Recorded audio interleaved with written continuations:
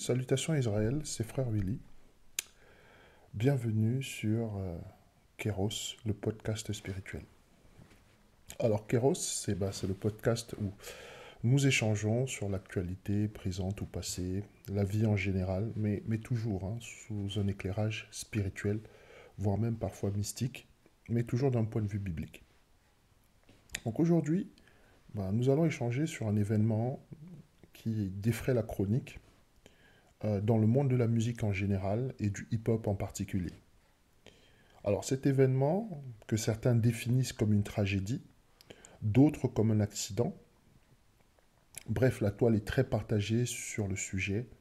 Cet événement, comme je te disais, c'est l'effroyable tragédie des morts qui sont survenus durant le concert Astroworld de Travis Scott. Alors, le concert, en fait, est une des dates d'un festival, en fait. L'Astroworld, c'est un festival. Ok, un festival durant lequel se produisent plusieurs artistes, pas seulement Travis Scott. Mais la tragédie est arrivée au moment où Travis Scott avait son tour de chant, on va dire, ou plutôt sa scène, sa date, durant le festival. Donc l'Astroworld, c'est un festival qui existe depuis un certain temps, je pense 2018. Euh, et euh, donc c'est pas quelque chose de récent. Mais on parle quand même d'une tragédie parce qu'il y a eu des morts. Le concert, en fait, a eu lieu à Houston et il s'est terminé de façon triste par la mort de 8 personnes. Le bilan est porté aujourd'hui à 9 personnes. Concrètement, il y a 9 personnes et plusieurs blessés. Donc, alors, depuis, la toile s'est emparée de l'affaire. Et Travis Scott, alors, c'est très très partagé parce qu'il y a ses détracteurs d'un côté qui sont en colère. Et il y a ses sympathisants, donc ses fans, qui, qui font bouclier à cette colère-là. Donc, comme je disais, levée de bouclier à gauche, vocation hégémonie à droite.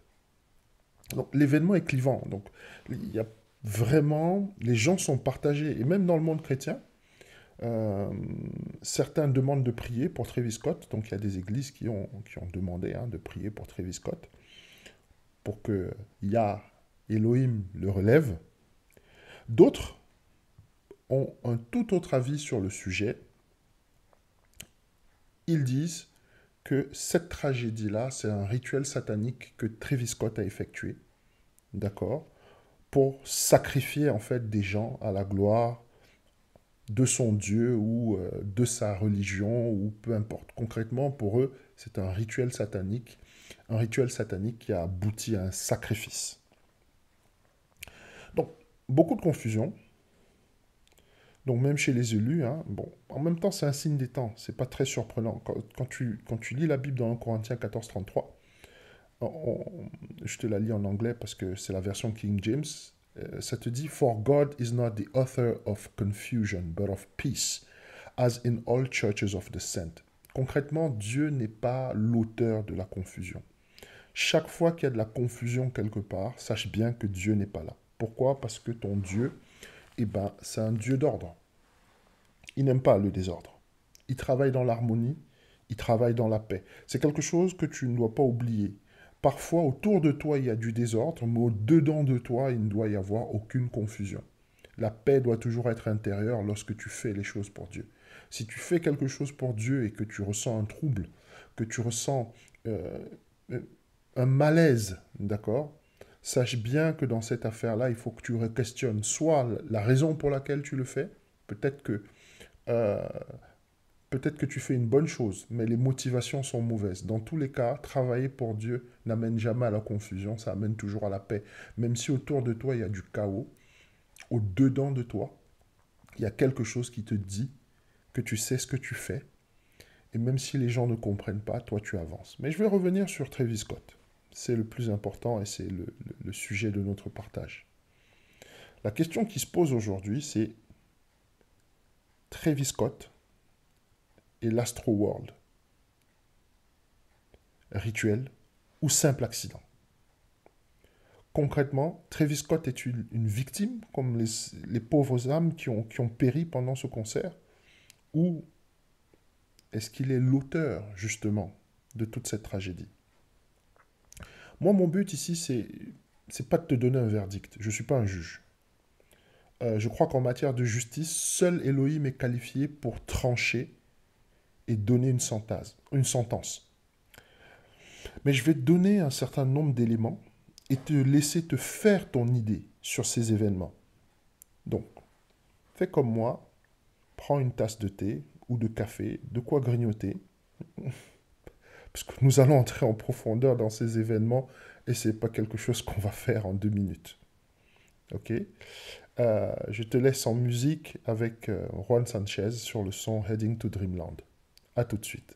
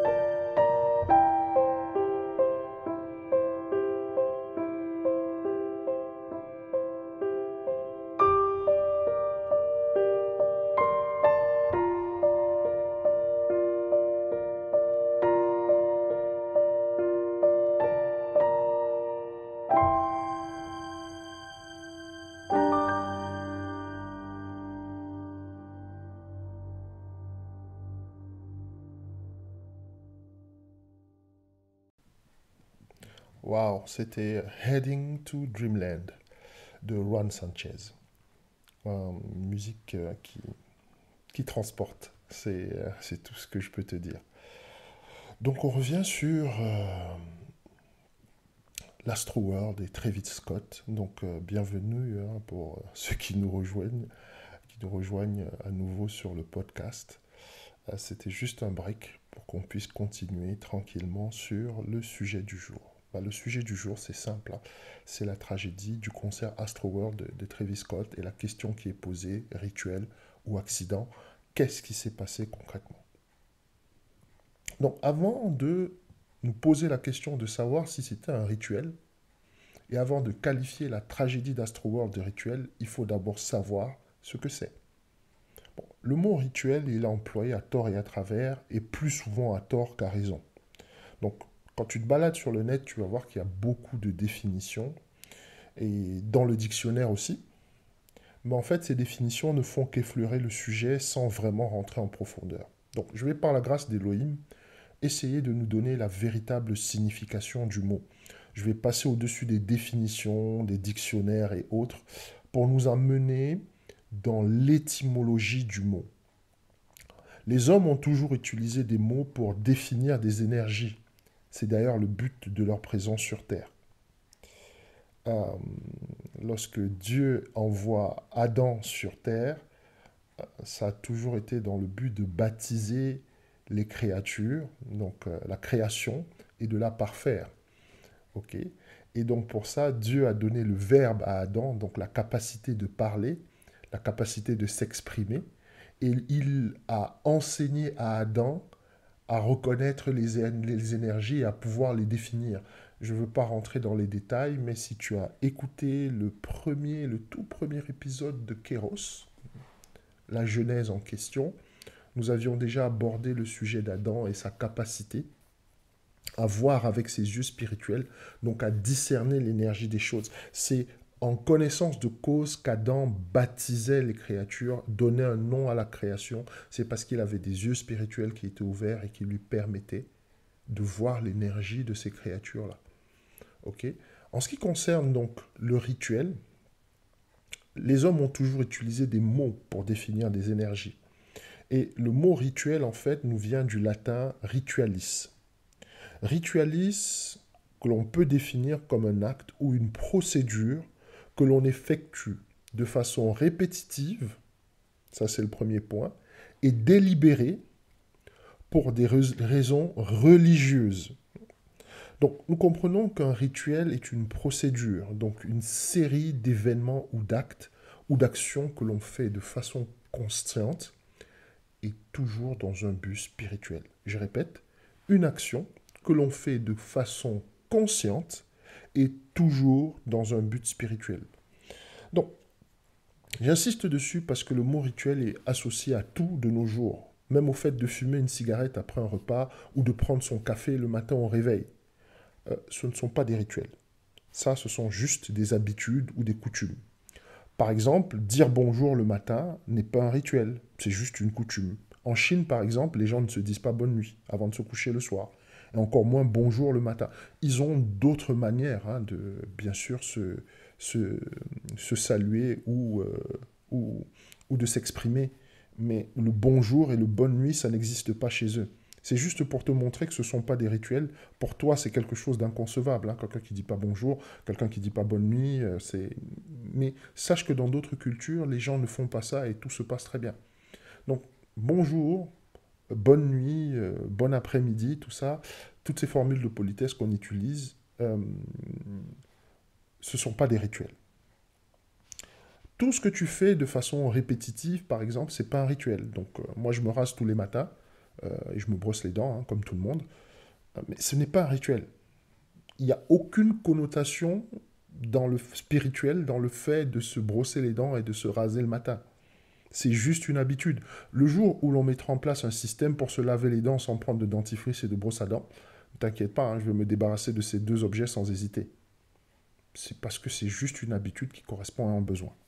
Bon, regarde par exemple à quelle vitesse les gens sont passés, tiens-toi bien, du disque au CD, du CD au lecteur MP3, et maintenant, on est sur du tout digital, c'est-à-dire qu'il y a plus de gens qui utilisent de lecteurs MP3 réellement, ou très peu. Maintenant, tout le monde est sur du streaming.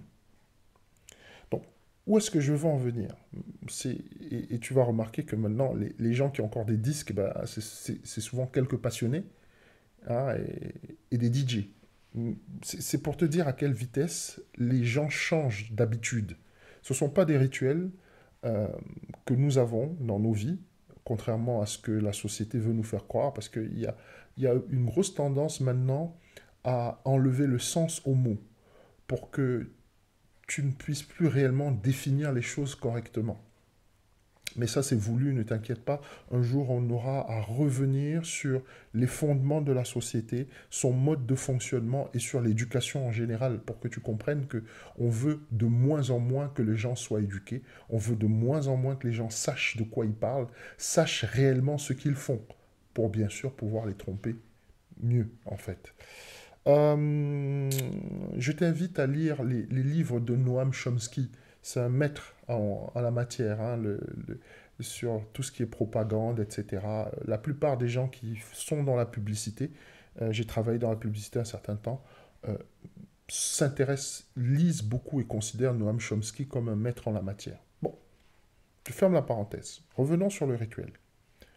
Un rituel, en revanche, c'est quelque chose de plus difficile à effacer ou à oublier, hein, que des disques ou des CD, etc. Parce qu'il traduit le besoin de contrôler. Derrière un rituel, il y a toujours le besoin de contrôler. Contrôler quoi? C'est la question. Bah, simplement, dans un rituel, il a le besoin de contrôler le monde physique en ouvrant un portail ou un point de contact avec le monde spirituel. Parce qu'en fait, le monde physique ne peut être contrôlé que par le monde spirituel. Ok, je veux que tu comprennes bien ça. Les choses qui existent physiquement ne peuvent exister que parce qu'elles ont d'abord existé dans le monde spirituel avant. Avant que je ne fasse ce podcast, il a existé dans ma tête. Et ce n'est que quand il a pris corps dans ma tête et qu'il est devenu quelque chose de très concret, de très réel, que j'ai pu le mettre sur pied. C'est la même chose. Tu as d'abord une idée, une pensée, et cette pensée-là, tu la structures, et quand tu l'as structurée, là, tu peux la mener dans le monde physique. Donc, quand on pratique un rituel, c'est parce qu'on a envie de contrôler le monde physique. Et le monde physique, on ne le contrôle qu'à partir du spirituel. Je veux que tu retiennes ça parce que même la Bible t'oriente vers ce chemin-là. Nous aurons à revenir dessus, mais je t'invite à lire l'excellent livre de Yonggi Cho, qui est La quatrième dimension, paix à son âme. Yonggi Cho, qui est un pasteur coréen, et dont je te recommande le livre, particulièrement La quatrième dimension, pour que tu puisses comprendre le pouvoir que la visualisation peut avoir dans la vie de quelqu'un. C'est pas pour rien que Elohim a amené Abraham et lui a montré le ciel en lui disant: tu as vu toutes ces étoiles dans, dans le firmament. Eh bien, c'est comme ça que c'est aussi nombreuse que sera ta descendance. C'est pas un hasard, c'est parce que Elohim avait compris que Abraham, comme nous tous, avait besoin de voir les choses, de les concevoir pour pouvoir libérer sa foi. Ta foi, tu peux la libérer de plusieurs façons, et je vais te dire, euh, le spirituel, d'accord, contrôle le physique. Et tant que tu ne sauras pas créer des choses dans le spirituel, physiquement aussi, tu n'arriveras pas à créer de choses. Mais nous reviendrons dessus dans un prochain partage, par la grâce d'Elohim, sur l'importance de la visualisation dans tout ce qu'on fait. Je reviens sur le rituel, c'était juste une petite parenthèse. Donc, on a dit que le rituel, c'est un portail qu'on ouvre dans le monde physique pour le contrôler à partir du monde spirituel. Le rituel sert aussi à honorer une déité et son énergie en l'inscrivant dans l'une des choses les plus précieuses de notre vie qui est notre temps. Retiens ceci, un rituel, c'est pour contrôler le monde physique et c'est pour contrôler le temps. Donc, ça fera, on aura à revenir sur les rituels hein, et ce qu'ils sont réellement, mais je veux juste que derrière le mot rituel, tu comprends qu'il y a l'importance du contrôle.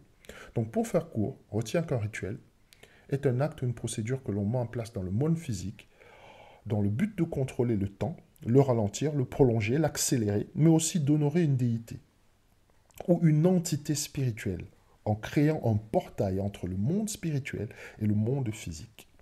Cette dernière est une procédure qui inclut toujours un sacrifice de sang. Ceci est valable pour nous qui sommes de la main droite, donc fils et filles de Yah Elohim, comme pour eux qui sont de la main gauche ou ceux qui sont de la main gauche, hein, les serviteurs de Lucifer, du Satan, de l'adversaire, si tu préfères. Donc maintenant que nous avons une idée assez précise de ce que c'est qu'un rituel, penchons-nous sur les malheureux événements du 5 au 6 novembre 2021. Pour cela, nous allons, comme d'habitude, d'abord analyser les différents acteurs de cet événement pour comprendre son énergie. Je veux que tu vois un événement comme une personne. Ok? Chaque fois qu'il y a un événement, considère que c'est une personne. Et cette personne-là a une énergie, et cette personne-là a un nom. Et pour comprendre un événement, il faut que tu rentres toujours dans les noms, dans les dates. Et bien sûr, sur le lieu géographique des événements. Les choses ne se produisent jamais par hasard. Donc, commençons par Travis Scott. Travis, son prénom veut dire celui qui traverse, celui qui passe au travers, celui qui passe au-dessus. Son prénom veut aussi dire errant et vagabond. Scott, son nom veut dire impôt, taxe ou tribut, dans le sens d'une somme ou d'un prix qu'on doit payer pour bénéficier des services d'une autorité ou de sa protection. C'est de là que vient la célèbre expression Scott Free. D'accord? Tu regarderas même sur les réseaux sociaux, il y a ce hashtag Scott, S-C-O-2-T, Free, F-R-2-E, Scott Free. Donc nous pouvons traduire Travis Scott comme le vagabond qui, via un prix ou un droit de passage, vous transporte d'un point A à un point B. Une énergie qu'on peut associer à celle d'un gardien, il tient un portail, ou d'un messager, il peut aller des deux côtés du portail. Toutes ces caractéristiques ne sont pas sans évoquer Mercure ou Hermès, messager des dieux, donc qui faisait l'aller-retour entre Olympe, les enfers, les abysses et le monde des humains, excellent musicien, très habile en tromperie et autres supercheries, et bien sûr détenteur du fameux caducée, le fameux serpent, le fameux signe, tu sais, avec à tête de serpent que tu vois sur tous les panneaux de toutes les pharmacies. Donc déjà, Travis Scott, ce don-là, c'est une première connexion avec l'occulte et le monde des esprits. Déjà, son nom même a une connotation occulte qui est prononcée. Maintenant, nous allons nous pencher sur l'événement, l'Astro World. Astro World. Nous avons astro, donc qui vient du mot astre, entendez étoile ou planète, et bien sûr world, qui veut dire monde. Le mot à la base n'a pas beaucoup de sens, monde des astres, une fois traduit littéralement. Quand tu traduis ça littéralement, ça te donne monde des astres, astro world. Ça, c'est quand on n'est pas un initié. Si tu es un initié, on sait que le monde des astres, c'est l'astral, ou le plan astral, c'est-à-dire le monde des esprits. Ok? Il faut que tu comprennes que le monde, en fait, est séparé en trois mondes, majoritairement. Tu as le monde physique, tu as le monde spirituel, qu'on appelle l'astral, et tu as un autre monde qu'on appelle le monde cosmique. Et là-bas, on ne parle qu'en termes d'énergie, en termes de concept. Mais dans le monde astral, c'est beaucoup plus ton corps spirituel qui s'exprime. Et dans le monde physique, c'est ton corps physique. Et dans le monde cosmique, c'est ton âme qui s'exprime. Donc retiens ça parce que tu as trois corps en fait au-dedans de toi.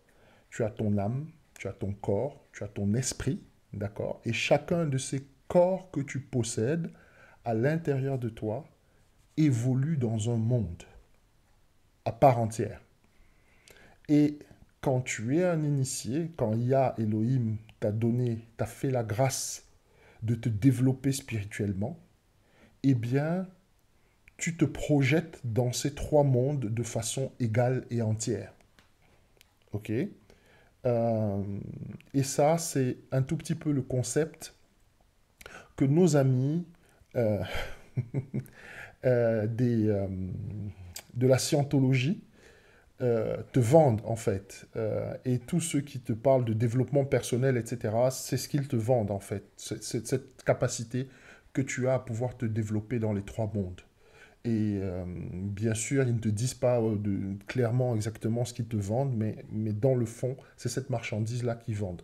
Avec plus ou moins de succès parce que tout le monde n'a pas la capacité de pouvoir développer les autres spirituellement. Donc voilà, je ferme cette parenthèse-là. Mais Astroworld retient que Astroworld veut dire monde des esprits. Et c'est d'ailleurs de l'astral que vient le mot projection astrale. Ok. Quand tu entends parler de projection astrale, je t'invite à lire, hein, je vais faire tes recherches dessus, projection astrale. Tu comprends que c'est le fait de pouvoir faire sortir son esprit de son corps pour le projeter dans le monde des astres. Alors, tu vas te dire, mais pourquoi les astres? Eh bien, quand tu entends parler d'astres ou d'étoiles, comprends que l'on parle d'anges, mais aussi d'anges déchus. La Bible te le confirme dans Juge 5.20, quand on te dit déçus ont combattu, ok? De leur sentier, les étoiles combattirent contre Sisera. Ok, bon, quand tu lis ça, comment tu te dis, mais les étoiles, pourquoi les étoiles combattent? Moi, je sais que les étoiles, normalement, c'est des, c'est des petites planètes, en fait, qui sont juste là, avec du gaz autour, il n'y a pas de vie, et voilà. Ça, c'est la version, bien sûr, qu'on t'enseigne à l'école. Mais dans le monde spirituel, c'est pas du tout ça. Les étoiles sont des anges. Et quand on parle de combat, quand on te dit les étoiles combattirent contre Sisera, on te dit bien qu'il y a eu un combat d'anges contre cette entité ou cette personne qui s'appelle Sisera. Donc, étoile, entend ange, et aussi ange déchu. Je te laisse faire le comparatif avec le mot star qu'on utilise à tort et à travers. Médite bien dessus. Quand on te parle d'une star, ok, on est en train de te parler d'une étoile, ok. Donc on est en train de comparer une personne à un ange déchu. Je tiens aussi à te dire que ce n'est pas par hasard. Mais on va revenir sur Hollywood et sur ses pratiques qui sont pour la plupart occultes une autre fois et tu comprendras en fait qu'Hollywood est autre chose que simplement du cinéma, des films, des acteurs, des réalisateurs, voilà, etc. C'est beaucoup plus compliqué que ça. Je ferme cette parenthèse sur les projections astrales pour qu'on revienne dans le sujet. Donc, te disais donc que dans Juge 5.20, des cieux ont combattu de leur sentier, les étoiles combattirent contre Sisera. D'accord. Ce sont d'ailleurs eux, les anges déchus, qui sont habilement honorés dans notre calendrier. Tu vas me dire, mais comment ça se fait? On honore des anges déchus dans notre calendrier? Oui, on a changé le calendrier, c'est pas pour rien. Euh, le calendrier a été changé pour honorer des anges déchus et pour remplacer euh, concrètement, chaque jour de la semaine correspond à une déité ou à une planète et non pas au créateur. Donc, pour te donner un exemple, puisqu'on parle d'astres, puisqu'on parle de planètes, etc., lundi, eh bien, c'est la Lune. Je t'oriente à faire tes recherches hein, sur la signification du mot lundi. Mardi, c'est Mars. Mercredi, c'est Mercure. Hum. Jeudi, c'est Jupiter. Vendredi, c'est Vénus. Samedi, c'est Saturne. Et dimanche, c'est le soleil. Sunday. Les Anglais, ils disent carrément Sunday. C'est même pas dimanche qu'ils disent. Hein. Ils disent Sunday, donc le jour du soleil. Donc, 7 jours dans la semaine honorent 7 planètes. Et on ne te parle jamais du créateur. Hein. C'est pas pour rien que le calendrier a été changé. Mais ça fera l'objet d'un autre partage où on discutera ici, dans le cadre de Kéros, de l'importance du temps. Donc, Astroworld, concrètement, veut dire monde des esprits et des anges déchus. Donc, là, nous avons encore une deuxième connexion avec le monde occulte. Et ça, c'est sans même se pencher sur l'imagerie, donc les différents posters. Hein. Essaye de retrouver sur le net les posters de l'événement Astroworld. Sur la dite tournée, l'imagerie liée à cet événement-là est déjà très très parlante. Ok. Troisième point, Houston. La tragédie a eu lieu à Houston. Alors, il faut savoir ce que Houston veut dire. Houston est la contraction de deux mots. Le mot Hugh, donc Hugh, que tu peux traduire comme Hugh, comme l'acteur de cinéma Howard Hughes, etc. Hugh. H-U-G-H. Et le mot town. Hugh, dans l'ancien anglois, ça veut dire cœur ou pensée. Ok. Donc, on peut traduire Houston comme étant le siège des pensées ou le chakra du cœur. Donc, siège des pensées, chakra du cœur. Donc, on a encore une relation avec le monde des esprits, puisque la pensée, donc le cœur, est le lien qui nous unit avec le spirituel. Voilà déjà trois connexions avec l'occulte hein, sur le même événement. Quatrième, on va dire, stage ou section ou niveau de notre analyse, c'est la numérologie. Donc c'est la partie la plus intéressante de l'affaire et la plus compliquée aussi. Je veux juste que tu te penches sur le chiffre 11. Comme je l'ai évoqué lors de l'épisode sur le coronavirus, l'énergie du chiffre 11 est toujours associée à celle de la rébellion à la loi divine. Celle des 10 commandements. Il y a 10 commandements et le 11 se place au-dessus des 10 commandements, c'est-à-dire la loi divine. C'est l'énergie qui se place au-dessus de la loi d'Élohim, donc celle de la rébellion. Le festival a eu lieu au mois de novembre, qui est le 11e mois de l'année. Plus précisément le 5 novembre. Ok. Et le 5 novembre, c'est le 56e jour avant la fin de l'année, donc tu retrouves encore le chiffre 11. La première édition du festival Astroworld a eu lieu en novembre 2018. D'accord?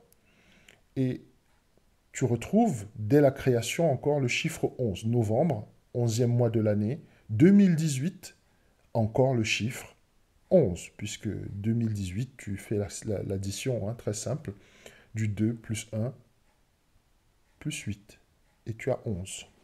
Donc le mot Astroworld, quand on le passe à la numérologie chaldéenne, on obtient le 39. Ou encore 3, 9. Or le 9, en fait, ce n'est jamais qu'un 6 inversé. Donc, c'est donc le chiffre 3, 6, ou 36 si tu préfères, que nous regardons lorsque nous sommes confrontés au 39. C'est un des trucs qu'ils utilisent beaucoup dans le monde occulte, celui d'inverser les choses. C'est le monde de l'inversion. Certaines personnes te disent par exemple qu'elles ont déjà eu en vision de personnes qui sont investies dans l'occultisme. Quand tu les regardes physiquement, elles sont en train de marcher normalement, c'est-à-dire la tête en haut et les pieds en bas. Et quand ton regard spirituel se pose sur elle, tu constates que la personne est inversée en fait. Elle est en train de marcher, la tête en bas, les pieds en haut. C'est une thématique qui est récurrente dans le monde spirituel. Mais je ferme cette parenthèse-là parce que ça peut être très compliqué pour certains. Pourquoi l'inversion est importante dans le monde occulte? C'est simplement parce que le malin, il ne peut pas créer. Il ne peut que déformer ou inverser ce qu'Elohim a créé. Donc, tous les gens qui associent leur énergie au luciférianisme ou au satanisme, etc., ils vont toujours prôner l'inversion. Par exemple, la Bible satanique, c'est simplement lire la Bible à l'envers. Il y a des rituels sataniques d'ailleurs qui demandent de lire la Bible à l'envers. Et il y a beaucoup d'artistes dans le monde de la musique qui pratiquent ce rituel-là. Je sais par exemple que Jimi Hendrix était un des spécialistes de ce type de rituel-là, mais c'est une autre parenthèse que je ne veux pas ouvrir ici. Donc concrètement, Astroworld, numérologie chaldéenne, nous avons le 666 qui apparaît, puisque 3-6, hein, donc 666, donc c'est le 666 qu'on ne présente plus. Je ferme la parenthèse de la numérologie parce que nous avons encore une connexion au monde occulte. Maintenant, il y a quelque chose qui est beaucoup plus accessible, on va dire, pour certains. C'est que lorsqu'on se balade sur la toile, Si tu tapes Astroworld et que tu tapes Ritual, donc rituel en anglais, Ritual, sur Google, c'est une grande surprise, on découvre que des articles de la presse officielle qui excluent la thèse d'un rituel satanique en ce qui concerne cette tragédie. Alors, pour moi, c'est une première. Hein. C'est bien la première fois que je vois des médias officiels défendre un rappeur de cette façon.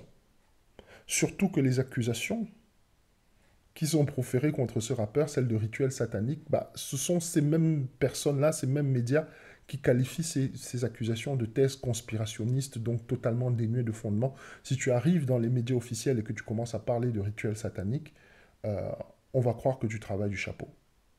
Mais bizarrement, la presse officielle défend Travis Scott et défend à tout le monde l'idée de croire que c'est un rituel satanique.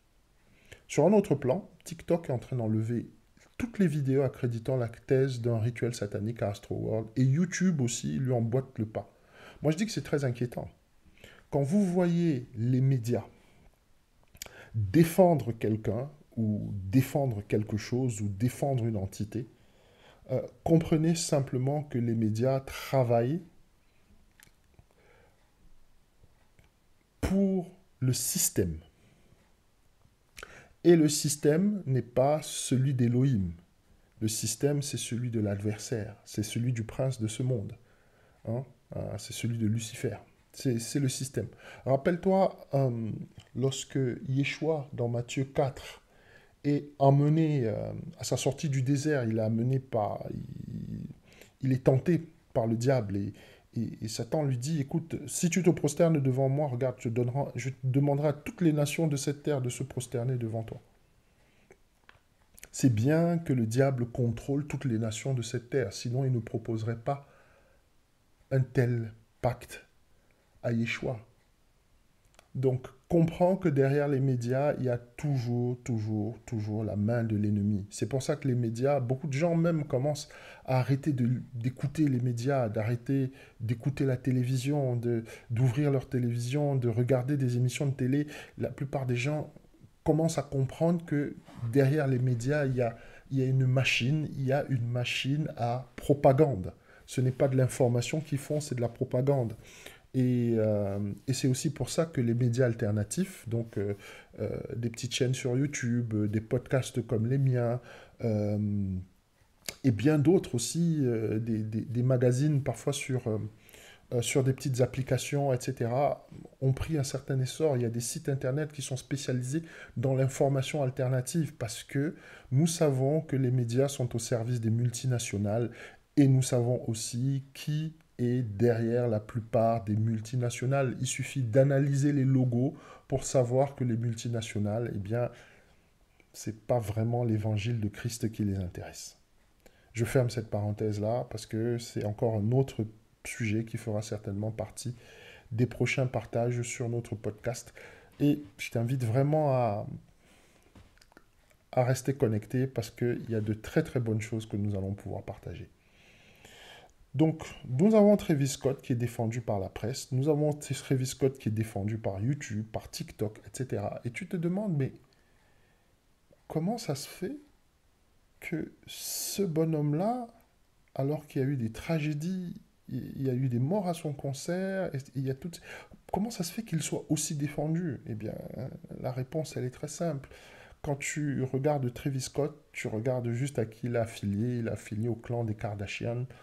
Euh, et tu comprends qu'il est associé à des gens de pouvoir. On aura à revenir sur les fameux gens de pouvoir lorsqu'on étudiera Hollywood dans son ensemble, mais j'essaie juste de te faire comprendre que les Kardashians, c'est pas n'importe qui. Euh, c'est juste un des coven de sorcières les plus puissants de Hollywood. Donc c'était juste une parenthèse pour te faire comprendre qui ils sont. Et quand tu es affilié à eux, eh bien, il y a des chances effectivement que les médias te protègent. Et c'est la même chose avec Kanye West. Même, on aura aussi à revenir sur Kanye West et sur sur son fameux retour au christianisme et au service d'église qu'il fait le dimanche et à ses concerts qui sont très bizarres actuellement. Et voilà. Mais ça, ce sera une prochaine parenthèse.